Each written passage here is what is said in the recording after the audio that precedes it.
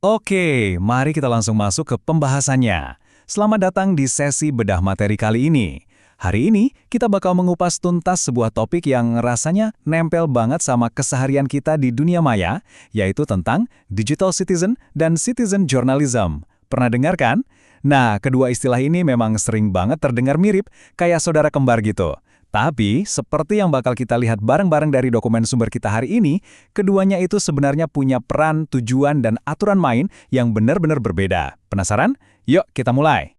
Untuk mempermudah pembahasan kita, ini dia agendanya. Pertama, kita bahas pendahuluan era digital. Terus, kita masuk ke konsep digital citizen.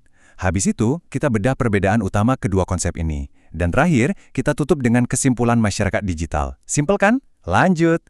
Bagian pertama, pendahuluan era digital. Fokus kita di sini adalah transformasi interaksi.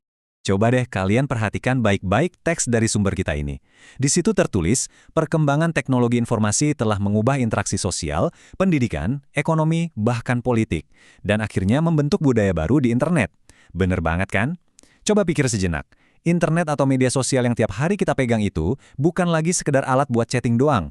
Ini tuh udah jadi semacam fondasi budaya baru buat kita bikin dan nyebarin informasi tiap detiknya. Semuanya berubah secara fundamental. Nah, gara-gara perubahan budaya yang super cepat inilah, muncul dua konsep yang sering bikin kita bingung. Digital citizen dan citizen journalism. Kenapa sih orang sering ketukar? Teks kita bilang, itu karena dua-duanya sama-sama ngomongin masyarakat umum yang pakai media digital. Ya kita pakai layar yang sama, kuota internet yang sama, aplikasi yang sama. Tapi, tunggu dulu. Kalau dibedah lebih dalam, fokus dan tujuan mereka ini ibarat bumi dan langit. Beda banget. Masuk ke bagian kedua. Konsep digital citizen, di mana kita bakal ngomongin soal etika di ruang digital. Nah, yang benar-benar menarik dari slide ini adalah kutipan langsungnya. Konsep warga digital ini kan lagi naik daun banget. Mari kita lihat definisi intinya dari Mike Riebel. Beliau bilang, digital citizenship adalah norma perilaku yang tepat dan bertanggung jawab dalam penggunaan teknologi digital. Saya ulangin ya, biar meresap. Norma perilaku yang tepat dan bertanggung jawab. Jadi bukan sekedar urusan teknis aja. Melanjutkan kutipan tadi, teks ini ngejelasin kalau jadi warga digital itu jauh melampaui kemampuan kita sekedar geser-geser layar gawai. Nggak cuma jago pakai teknologinya aja, tapi kita juga wajib paham etikanya, keamanannya, hukumnya, sampai tanggung jawab sosialnya di ruang digital. Intinya, kalian itu bukan cuma numpang lewat atau sekedar user dari sebuah platform. Kalian adalah warga aktif di dunia maya, dan setiap dunia pasti punya aturan mainnya sendiri. Setuju? Coba deh lihat infografis yang penuh warna dari sumber kita ini. Ini nunjukin elemen-elemen dari kecerdasan digital atau DEKI. Cakupannya itu, wah, luas banget ternyata. Ada manajemen privasi layar, pemikiran kritis, jejak digital, empati digital, sampai keamanan cyber. Gila ya, ternyata otak kita harus memproses sebanyak ini cuma buat jadi warga digital yang kompeten dan bijak. Biar gampang, dari semua elemen tadi, sumber kita merangkum dengan tegas 5 hal pokok yang nempel banget sama identitas digital citizen. Pertama, literasi digital. Ini soal gimana cara kita mencerna dan menyaring lautan informasi. Kedua, etika komunikasi digital, alias gimana cara kita ngobrol di kolom komentar biar tetap asik dan nggak toksik. Ketiga, keamanan siber buat ngelindungin data diri kita dari hacker. Keempat, hak dan kewajiban digital, tahu batas apa yang boleh dan nggak boleh dilakuin. Dan kelima, partisipasi sosial secara online. 5 pilar inilah yang menyokong eksistensi seorang warga digital. Lanjut ke bagian ketiga, perbedaan utama kedua konsep. Kita bakal ngelakuin analisis mendalam di sini. Jadi, poin krusialnya adalah tabel perbandingan ini. Dokumen kita ngebongkar 9 aspek sekaligus, dari pengertian sampai risiko. Tenang aja, kelihatannya memang banyak, tapi kita bakal pecah ini secara logis dan pelan-pelan biar nggak pusing. Oke, kita mulai dari yang paling basic. Pengertiannya, digital citizen itu fokus secara spesifik ke individu yang menggunakan teknologi digital secara bertanggung jawab. Titik beratnya ada di subjek alias orangnya.